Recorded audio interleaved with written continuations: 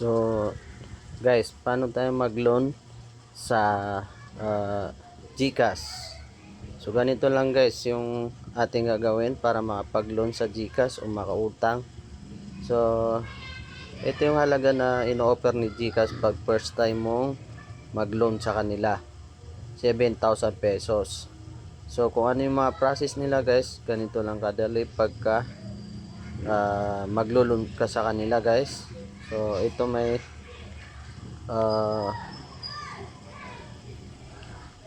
gagawin natin guys kung paano tayo mag-loan. So exit muna tayo dyan guys, siguraduhin natin na mayroon tayong GCash. Ayan, logout natin. So siguraduhin natin guys na mayroon tayong GCash apps. So kung mayroon na kayong GCash apps, ito, download nito, punta kayo sa GCash, punta kayo sa Google Apps, App Store, yan. Then, pindutin nyo lang guys yung GCash, siguraduhin nyo na meron kayong account niyan guys. Tapos pwede kayong mag-login dyan, i-login nyo yan. Ayan. So nandito na tayo guys sa may GCash natin. Ayan. Tapos pindutin natin yung baro.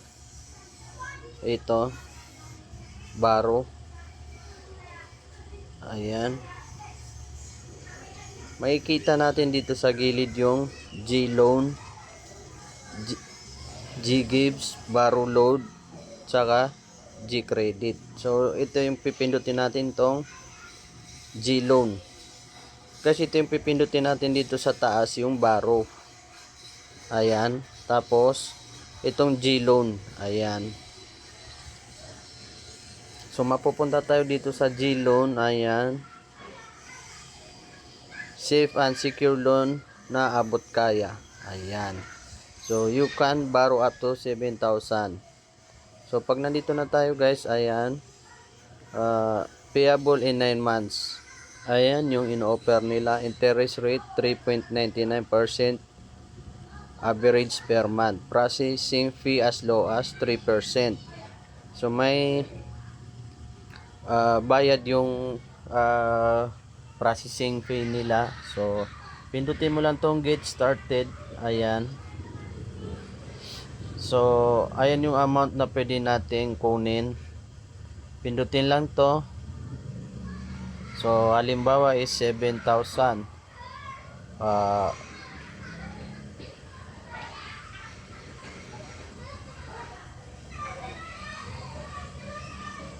9,000.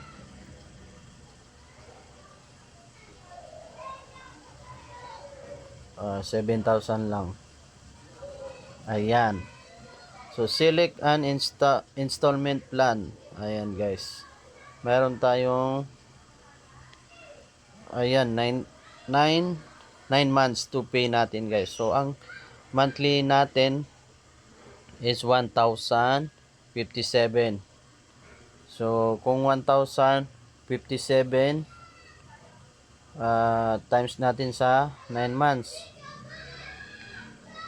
9,057 times 9 months. So mayroon tayo guys na sorry 9,000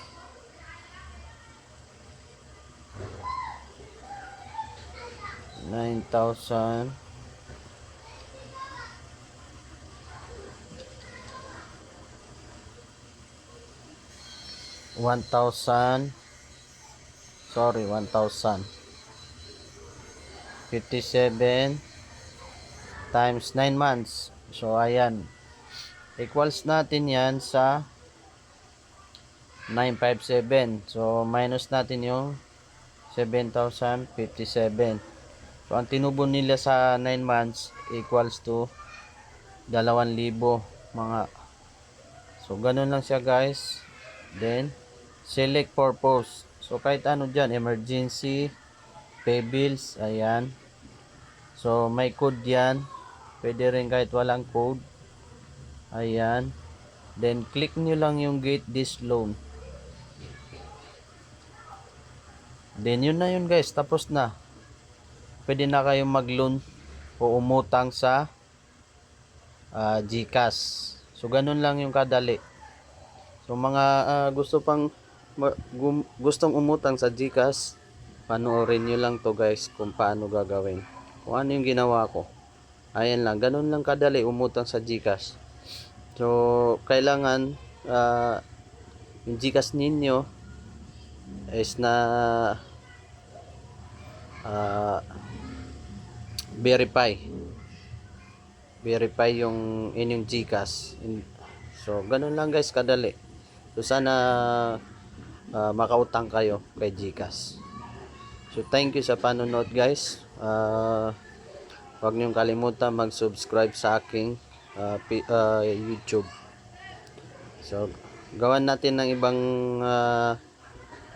video kapag nakapag-loan ako ulit dito kung ano yung mga dapat gawin. So ayun lang guys. Thank you.